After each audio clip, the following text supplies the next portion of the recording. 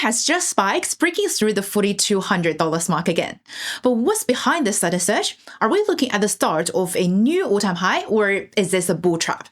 Drop your thoughts in the comments and let's dive in. A quick look at the daily chart shows just how fast and furious this move has been. It kicked off last Wednesday, and by Friday, gold had already exploded, surging nearly 3% and completely breaking out of the consolidation we've seen since the end of October. The momentum has carried into this week, and right now, the market's focus is crystal clear. Can gold hold above 4,200?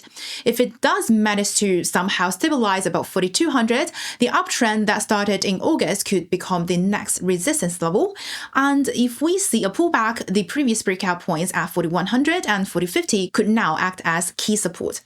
Well, beyond the usual long-term drivers like central bank buying and falling real yields, two new stories are dominating the conversation at the moment.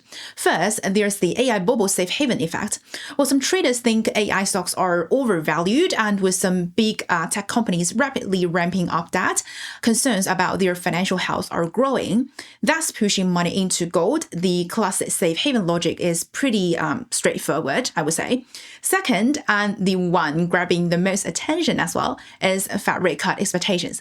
Traders are betting that with the government shutdown any soon, the upcoming economic data could pave the way for a December Fed rate cut, which would be bullish for gold. Well, actually, we can still view it through a risk-off lens. Recent private sector data show a cooling labor market and weaker consumer confidence. Considering that official data might be distorted, I think traders buying gold are mostly hedging against economic uncertainty. So putting it all together, risk-off sentiment in a data vacuum and worries about an AI bubble are both driving gold higher. The big question now, can this rally continue? Well, personally speaking, I think the path of least resistance in the short term is still upward for sure, but hitting a new record quickly won't be that easy. Official data releases will remain a key focus for the market. In the best case scenario, if the Fed sees 3 consecutive employment reports for September, October, and November showing unemployment steady around 4.3%, and October CPI confirms inflation remains under control, then greater policy visibility could dampen gold's safe haven appeal. But achieving this ideal scenario won't be simple.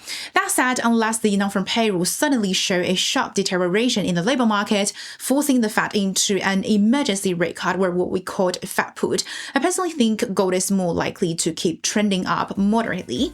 So, how do you think this rally can go? Are you jumping in or staying cautious? Let's chat in the comments.